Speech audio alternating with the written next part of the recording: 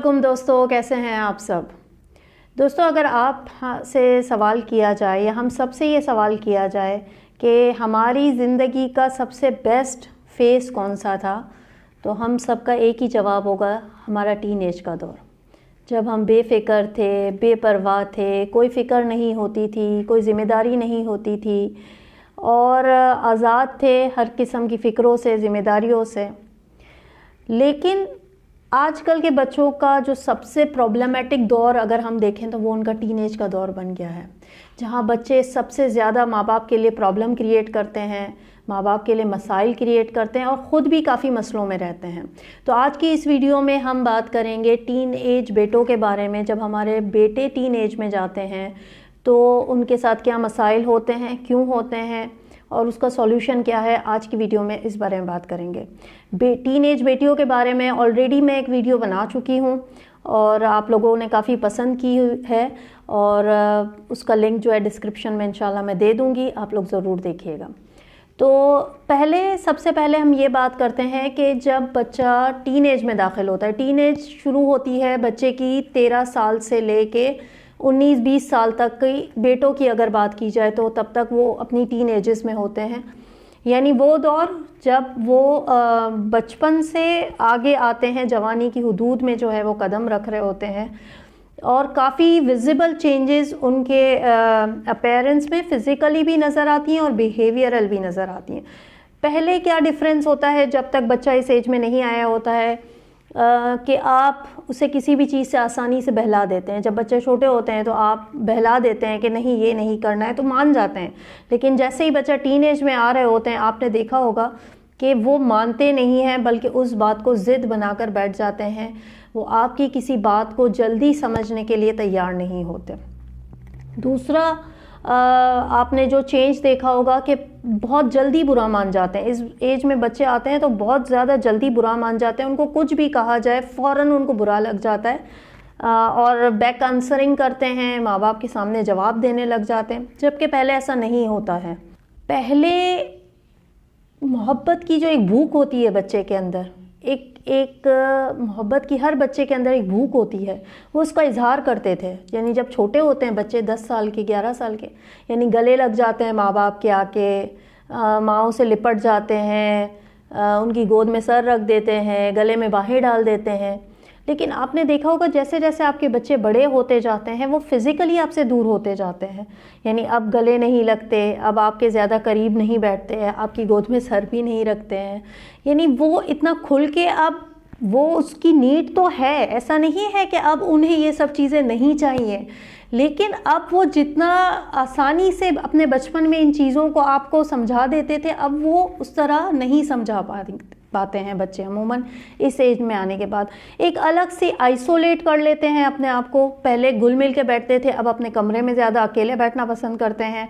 Mobiles पे ज़्यादा आपने देखा होगा, मोबाइल पे होते रहते हैं, अपनी ही दुनिया में रहते हैं और पढ़ाई से भी काफ़ी दूर हो जाते हैं। वो बच्चा जो एकेडमिक्स में बहुत अच्छा होता है, ग्रेजुअली देखा गया है कि जब वो अपनी टीन एजेस में आता है तो उसका रिज़ल्ट जो है वो भी गिरने लगता है, पढ़ाई की तरफ से दूर हो जाता है, दोस्तों के अपने बहुत ज़्यादा करीब हो जाते हैं। जो दोस्त उसको मतलब उसे लगता है कि सबसे ज़्यादा उसे उसके दोस्त ही समझते हैं। वो अपनी सारी ही तकरीबन बातें अपने दोस्तों से शेयर करता है और अपने दोस्तों से ही उनके जो है हल भी पूछता है अपने प्रॉब्लम्स के। पेरेंट्स की बात या घर में किसी और की बात जो है उसे समझ में ही नहीं आती है ज़्यादा। इस एज में आपने ये देखा होगा कि दोस्तों के बहुत करीब हो जाते हैं और नॉर्मली देखा होगा कि उनके जो दोस्त आपको जहर लग रहे होते हैं, आपको बिल्कुल पसंद नहीं होते, सबसे ज़्यादा वो उन्हीं के साथ जो है उठ बैठ रहे होते हैं।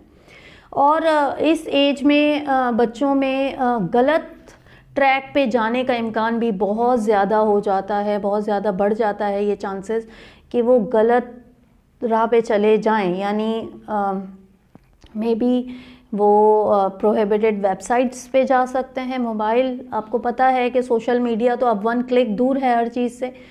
इसके अलावा ड्रग्स की तरफ, जैसे वेप अब ख़ास करके जो है इतना कॉमनली और हर शायद इतना इजीली अवेलेबल है, और जिसको कहा जाता है कि ये कोई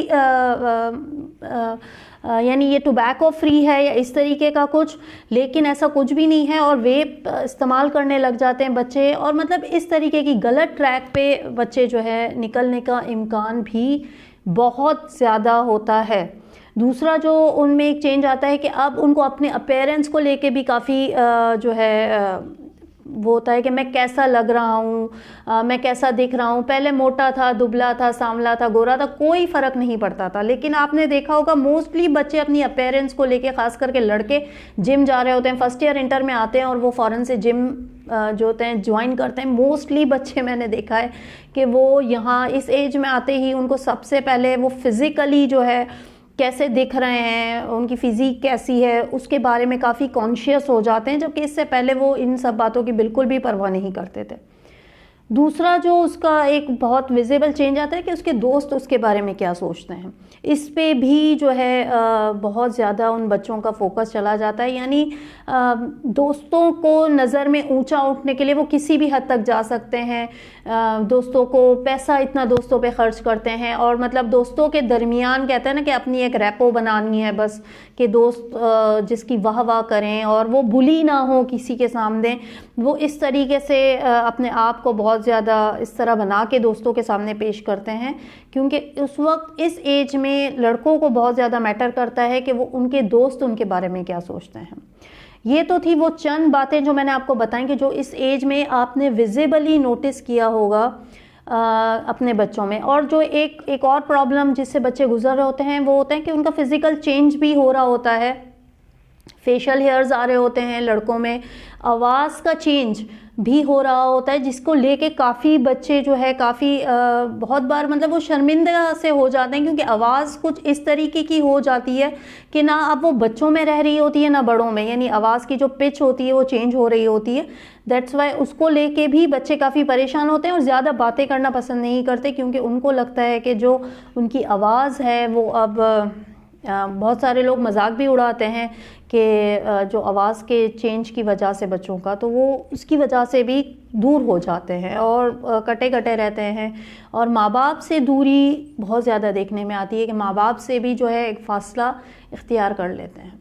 तो ये चंद वजह जो मैंने आपको बताई कि ये सिम्टम्स हैं कि टीन एजेस में बच्चे जो हैं इन प्रॉब्लम को फेस कर रहे होते हैं। सेल्फ स्टीम भी काफ़ी लो हो जाता है, कॉन्फिडेंट नहीं रहते। पहले जितने आराम से एतमाद से बात करते थे, आपने देखा होगा कि इसमें मतलब अपने बारे में डाउट्स का बहुत ज़्यादा हो जाते हैं, अपने आप पे बहुत ज़्यादा डाउट आने लगता है। उनको इस तरह लगता है कि शायद लाइफ में वो कुछ अचीव ही नहीं कर पाएंगे, आगे ही नहीं निकल पाएंगे, और इस तरीके की एक सोच उनके अंदर डेवलप हो जाती है कि पता नहीं हमारा ज़िंदगी में क्या होगा, और यानी अपना सेल्फ स्टीम काफ़ी लो कर लेते हैं। दोस्तों, हमें बहैसियत माँ बाप ये लग रहा होता है कि पहले इसे किसी बात पे मसला नहीं था, लेकिन अब ये हर बात पे मसला क्रिएट करता है, हर बात को एक जो है हवा बना लेता है। अगर कॉमनली देखा जाए ना, तो माँ बाप के पेरेंटिंग के वो 2 स्टैंडर्ड अपने दिमाग में रखते हैं, और वो समझते हैं कि अगर हम इन 2 स्टैंडर्ड्स पे पूरे उतर रहे हैं तो हम बहुत अच्छी तरबियत कर रहे हैं, बहुत अच्छी तरबियत अपने बच्चों को दे रहे हैं, और हमारे बच्चे बिल्कुल ठीक जा रहे हैं। पहला कि अगर हमारा बच्चा एकेडमिक्स में बहुत अच्छा है, स्कूल में बहुत अच्छा है, ग्रेड्स बहुत अच्छे लाता है, तो हाँ, हमने हमारे बच्चे की बहुत अच्छी तरबियत की हुई है। दूसरा कि हमारा बच्चा हमारा हर कहना मानता है, तो भी माँ बाप समझते हैं कि हाँ, ये एक ओबीडियंट चाइल्ड है, ये मेरी हर बात मानता है, इसीलिए ये मैंने इसकी बहुत अच्छी तरबियत की हुई है। जबकि बात मानना एक अलग बात है, कहना यानी बच्चा कहना माने वो अलग बात है, और वो आपके बात से एग्री हो वो एक अलग बात है। यानी एक होता है कि वो ज़बरदस्ती आपकी बात मान लेता है, क्योंकि उसे लगता है कि यहाँ पे एतराज़ करके यहाँ पे इनको अपनी बात बता के कोई फ़ायदा नहीं है, इसीलिए बात मान ही ली जाए, वही ज़्यादा अच्छा है। इन सब चीज़ों को डील करने का जो एक आसान तरीका यही है, इस एज को डील करने का आसान तरीका ये है कि आपका अपने बच्चे के साथ ताल्लुक़ बहुत ज़्यादा मज़बूत होना चाहिए। इस एज में आके ताल्लुक़ मज़बूत होने का मतलब ये हरगिज़ नहीं है कि मैं अपने बच्चे की हर बात समझ लेता हूँ या उसे वो जो भी चाहिए मैं उसे दिला देता हूँ, वो जो कहता है मैं उसकी मान लेता हूँ। ताल्लुक़ मज़बूत होना है कि हार्ट टू हार्ट कनेक्शन। वो अगर आपकी बात मानता नहीं है तब भी आपने उसे समझना है कि वो क्यों आपकी बात सुनना नहीं चाहता, किस बात से क्यों इनकार कर रहा है, क्यों वो आपके साथ अपनी बात शेयर नहीं करता है।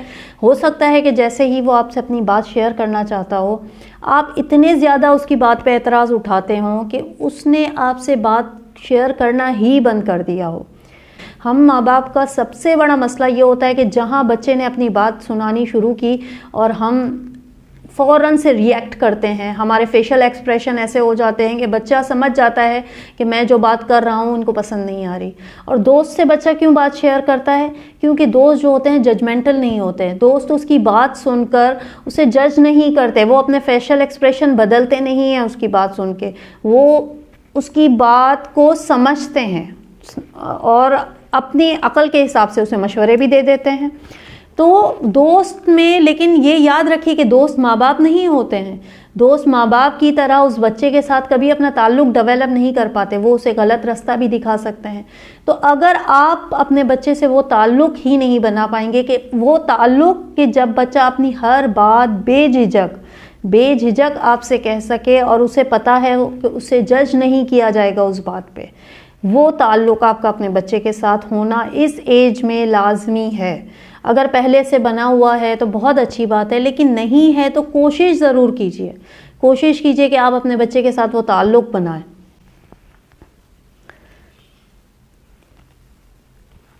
कोशिश कीजिए कि उसे अपने आप पे बहुत ज़्यादा आपके बच्चे को एतमाद हो। एतमाद का मतलब ये नहीं है कि वो ओवर कॉन्फिडेंट हो, एतमाद का मतलब ये है कि खुश रहता हो, अपने आप से मायूस ना हो। अगर इतना अच्छा नहीं भी जा रहा है उसकी लाइफ का ये फ़ेज़, तब भी उसे ये हो कि हाँ कोई बात नहीं, ये फ़ेज़ है, गुज़र जाएगा ज़िंदगी का, ये पूरी ज़िंदगी नहीं है। तो इस तरीके का आपका ताल्लुक़ आपके बच्चे से होना चाहिए। ईज़ी कन्वर्सेशन होना चाहिए। अगर आप चाहते हैं कि इस टीन एज में आप अपने बच्चों को बहुत अच्छी तरह हैंडल करें तो एक डायलॉग होने चाहिए माँ बाप और बच्चे के दरमियान। बहुत बार मैं अगर माँ बाप से पूछूं ना, सच्ची बात है कि आपने अपने बच्चे से कभी 30 मिनट बैठ के सिर्फ आधा घंटा सुकून से बात की है? और वो बात मोबाइल के बारे में नहीं होनी चाहिए, वो बात ट्रेंड्स के बारे में नहीं होनी चाहिए, वो बात ब्रांड्स के बारे में नहीं होनी चाहिए, वो बाइक्स के बारे में नहीं होनी चाहिए, नीड्स के बारे में नहीं होनी चाहिए, लग्जरीज़ के बारे में नहीं होनी चाहिए। एक ऐसी बात जो वाकई एक माँ और बच्चे का या माँ बाप और बच्चे के साथ ताल्लुक़ ज़ाहिर करे। ऐसा कभी इन्वायरमेंट बना है कि आप और आपके टीन एजेस बच्चे और छोटे बच्चे सब एक साथ बैठ के 30 मिनट्स तक, अगर सिर्फ 30 मिनट्स आपने कभी इस तरह बात की है जिस तरह आप अपने दोस्तों से बात करते हैं, जिस तरह आप अपने मोहब्बत करने वालों से बात करते हैं? आप यकीन जानिए, मैं बिल्कुल कहूँ ना 90% मैं श्योर हूँ कि माँ बाप कहेंगे कि नहीं, हमने हमारे बच्चों से कभी इस तरह की कन्वर्सेशन की ही नहीं है। माँ बाप कहते हैं हम क्या बात करें। आप देखें, अपने बच्चे से बात करने के लिए उनके पास कोई बात ही नहीं है। उनके एकेडमिक्स ज़्यादा से ज़्यादा पूछते हैं, रिज़ल्ट कैसा जा रहा है, पढ़ाई कैसी जा रही है, टेस्ट कैसे जा रहे हैं, क्या क्या हो रहा है, या उनके दोस्तों के बारे में। और जहाँ बच्चा दोस्तों के बारे में बताना शुरू करता है पहले तो उसकी लिस्ट से उन दोस्तों को ही माइनस करने की कोशिश करना शुरू कर देते हैं। तो ऐसा कन्वर्सेशन ही नहीं है हमारे बच्चों के साथ कि जिसमें हम उनसे बात कर सकें, और वो बात कि वो भी अपने दिल की बात हमें बता सकें और हम हमारे दिल की बात आराम से उन्हें समझा सकें। इस एज में बच्चों को बिल्कुल क्लियर एक और बात पता होनी चाहिए कि उनकी फैमिली वैल्यूज़ क्या हैं। फैमिली वैल्यूज़ बिल्कुल क्लियर होनी चाहिए। अगर आपने पहले से बहुत ही बाउंड्री सेट की हुई हैं अपने घर की, यानी फैमिली वैल्यूज़ ये हैं कि हमारे घर में जो है हया का एक अंसर है, हर चीज़ में होना चाहिए, चाहे वो लिबास हो, चाहे वो बात हो, चाहे वो हमारी रोज़मर्रा की आदतें हों, उसमें एक हया और एक रिस्पेक्ट का आंसर होना चाहिए। लाइफस्टाइल सिंपल होना चाहिए। ये सारी बातें बच्चे को बिल्कुल क्लियर होनी चाहिए, और अगर नहीं हैं तब भी उसे आराम से इस एज में जाके, बच्चा जब टीन एजेस में होता है तो उसको बिल्कुल वाज़ेह होना चाहिए कि ये बात जो है ये मेरी फैमिली वैल्यूज़ के ख़िलाफ़ जा रही है, और ये ऐसा कोई भी कदम मैं नहीं उठा सकता हूँ जहाँ पे मेरी फैमिली वैल्यूज़ पे बात आए। दोस्तों, ये टीनेजेस ज़िंदगी का एक फ़ेज़ है, हम सब ने भी गुजारा है, लेकिन हमारा शायद इतनी आसानी से इसलिए गुजर गया क्योंकि हमारी एज में इतना सोशल मीडिया इन्फ्लुएंस नहीं था, इतना एक्सपोजर हर तरफ से नहीं मिलता था, तो इसीलिए शायद हमारा फेज़ इतना मुश्किल नहीं गुज़रा, आसानी से गुज़र गया। लेकिन हमारे बच्चों के लिए ये फ़ेज़ इसलिए काफ़ी मुश्किल है क्योंकि इतना ज़्यादा एक्सपोजर है कि बच्चा अपने आप को ढूंढने की कोशिश करता है उस वक्त कि मैं क्या हूँ, इतनी ज़्यादा दुनिया में जो हो रहे हैं वो मैं कहाँ एग्जिस्ट करता हूँ। और अगर आपने भी उसे यही बावर करा दिया कि तुम नथिंग हो, तुम कुछ भी नहीं हो, तुम कहीं एग्जिस्ट ही नहीं करते, तुम पढ़ाई में अच्छे नहीं हो, तुम अच्छे बेटे नहीं हो, तुम हमारी बात नहीं मानते हो, तुम पूरा दिन मोबाइल पर रहते हो और तुम हमसे बात नहीं करते हो, अगर आपने भी तुम्हारा कॉन्फिडेंस सही नहीं है, तुम अच्छे कपड़े नहीं पहनते, तुम कैसे लग रहे हो, अपना हुलिया देखो, और माँ बाप मुसलसल इसी तरह की बातें कर करके उस बच्चे का जो वो दौर है उसको इतना उसके लिए मुश्किल बना देते हैं कि अगर फिर उन बच्चों से पूछा जाए ना कि तुम्हारा अगर ज़िंदगी का कुछ वर्ड्स और बताओ तो वो शायद अपना टीनेज का दौर बताएंगे। तो दोस्तों, बच्चों के लिए आसानी पैदा कीजिए, कोशिश कीजिए कि अपने बच्चों के साथ वो ताल्लुक़ बनाएं, वो मोहब्बत का ताल्लुक़ बने कि जब वाकई आप जिस तरह का सोचते हैं अपने बच्चों को बनाना, आपके बच्चे वैसे एक अच्छे इंसान बन सके। उम्मीद है अगर आपको वीडियो अच्छी लगी होगी, वीडियो से अगर आप रिलेट किया हो तो चैनल को सब्सक्राइब कीजिएगा, वीडियो को लाइक कीजिएगा। अगली वीडियो में फिर मिलेंगे, तब तक के लिए खुदा हाफ़िज़।